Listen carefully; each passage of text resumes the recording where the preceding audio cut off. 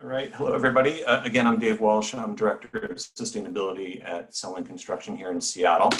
And I want to talk a little bit about best practices to realize greener concrete and talk about this interplay between the design team, the general contractor, and the supplier.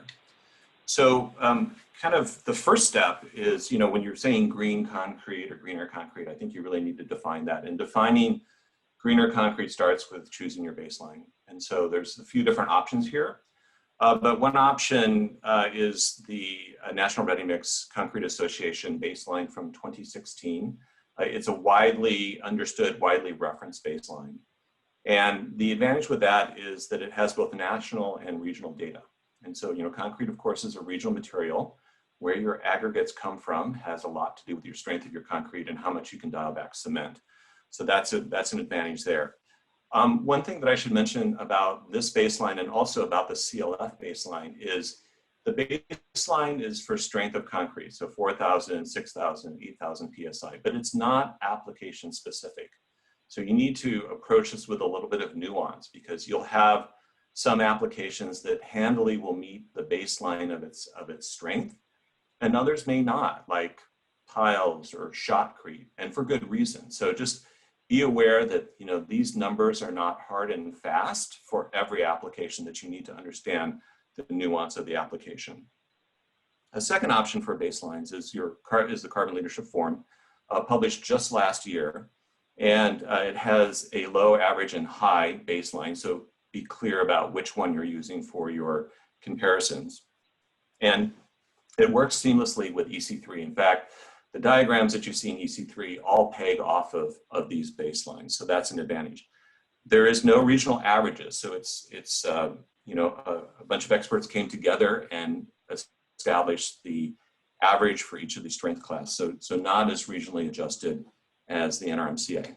A third option for choosing a baseline is what Sound Transit is doing. It's going back to your historical data. And Sound Transit is a great example. They do the similar types of construction over and over again. So pulling the mixed designs, understanding what is business as usual is a way to inform a baseline from which you can make improvements and make perhaps incentives or an ask for future projects with that. Once you've decided on your baseline, you know what you're measuring from, then you need to set your goal. And this gets into a little bit of what Kelsey was talking about. There's a few ways that you can express your goal. And so one is to say, like Kelsey said, hey, just have one required reduction goal for the entire project. So in this case, the project shall achieve a 30% reduction overall. Now what this really is it's a weighted average because your project has various applications. Each of them have different strengths. Each of these mixes get compared to the corresponding strength baseline. And because they're used in different percents by volume, you need to take that into account to get a weighted average. So while it's really easy to say, make a 30% reduction, it's kind of hard to understand what that reduction should be from project to project, because as you change the project, you change that mix and proportion of all of these different applications. So that's a caution there. Another way to set your goal is to be very prescriptive and say, okay, for a column at 6,000, the reduction should be this, and for a foundation at 4,000, the reduction should be this and that and whatever. The problem with this is, it's very prescriptive, and while it has clarity and may be advantageous if you don't have that early relationship with your general contractor and with your supplier, it doesn't give the general contractor the freedom to go deeper reductions in some areas to compensate for some other applications where they may not be able to go quite as deep. That would be something that would be possible in the previous example. The last thing is, the last way to set a goal is to not put a number out there at all. And this is kind of what Kelsey is talking about, the going from prescriptive to performance-based. And so while the two previous ones where we tell you what we want, this is a little bit of you tell us what is possible. And so for the contractors in this region who are very sophisticated and get this, we need to provide them with just enough, but not too much information. Just enough, meaning like Kelsey had in her chart, you know, the design strength and the exposure class, but not hem them in with an additional water cement ratio, because they can figure that out with those other parameters. For the general contractor, we need to really think and communicate how this is going to be delivered. So are we pumping it? Are we doing shotcrete? What's the distance? What's the overall schedule? Where do we need early strength to jump our forms? This is frankly a lot more information than we provide, but if we give them this sort of sketch of what the criteria is, they can come back with a most carbon optimized mix for those solutions. So once you have that done, you need to be considering blended cement. And I think at this point, I think most structural engineers have changed their general notes, but just for those that are not familiar with type 1L or PLC or Portland limestone cement, this is the cement where some 10 or 12% have the raw ground limestone that goes into the final cement. So just as kind of a super high level recap, when you make cement, limestone in, goes through the kiln, cement out. But when it's in the kiln, it goes through this calcination process. And this is where the major release of GHG is. So if you can divert 10, maybe 15% of that never goes through the kiln, that's an immediate reduction of GHG.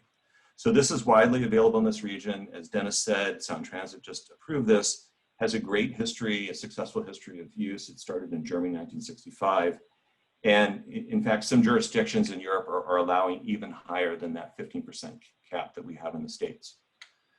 Okay, so you've done all these things. You have, first off, considered the carbon implications of the type of concrete system. So, you know, your PT will have a different carbon intensity than, say, slab on metal deck. You've been efficient with, you know, your load paths, like Kelsey had talked about. You have moved to performance specifications and removed the prescriptive encumbrance that don't really help the design and hem in a good solution. You're using type 1L, and where your structural engineer is comfortable, you're using recycled aggregate. And you communicated all this to your supplier. What do you do after that? And I would suggest that after you've optimized the material, then you need to go further with data and technology. And one way to do that is to use maturity meters. And so for folks that aren't using this every day or aren't familiar, they are electronic devices that are Bluetooth enabled that you wire onto the rebar, and they get encased in the concrete and the various applications. And what it does is it reads out temperature, and you can get that readout remotely. And for each mix, there's a very specific correlation between temperature and strength. So for the contractor, this is great. We know where we're at in strength. We know when it's done, if you will. But I think the biggest thing is it allows us to fine tune the mix selection. We think, you know, hey, we might have to use a hotter mix to meet our pour schedule, but because of weather conditions or what the mix is actually doing, we find that we can use a leaner mix with less cement. So this really allows us to fine tune and not overdose on cement, if you will, and have excessive GHG emissions. The other thing that data is doing for us is electronic ticketing. And this doesn't sound particularly interesting, but it is really a game changer as far as I'm concerned, because we've been in the paper world for far too long. With electronic ticketing, we can get near live term report outs of the mix, where the mix went in the building, the quantity, also variance from spec, you know. And with that sort of data stream, we can marry that up with the EPD data and get a near lifetime job to date carbon tracking.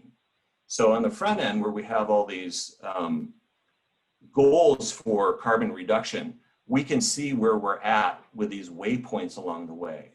You know, historically, what we've done is what I call resultant sustainability. We get to the end of the job, we do a lot of math, and this is the result, and that's how sustainable we were. With this, it allows us a course correction. And so, you know, when we find that we're not tracking to plan, we can ask why. Why is it? Is it cold weather? Is it that we're not, the wrong mixes getting into the place or whatever? The other thing is that electronic ticketing gives us very granular information on the truck times. So, you know, just as we're focusing in on materials as an opportunity to reduce greenhouse gases, you know, idling cement trucks that aren't doing anything productive is also something. So that helps us as well. And then lastly, this is kind of future looking out, but, you know, as we said, or as I had mentioned, you know, the emissions from the kiln is really kind of the main source right here. And so, you know, Lehigh Cement up in Edmonton is doing a pilot project. They're in phase 2 of 3 of a feasibility study to do carbon greenhouse gas capture from the flue. You know, certainly there's lots of questions that remain. Like, you know, once you capture it, can you do it, you know, in a financially sustainable way? Where does it go once it's liquid CO2? Can it be reused in a way that's safe and doesn't risk a potential, you know, re-emission, things like that. But just wanted to put that out there that people are looking at a potential way to dial that in. And we should know more because the feasibility study wraps up in Q2 of next year.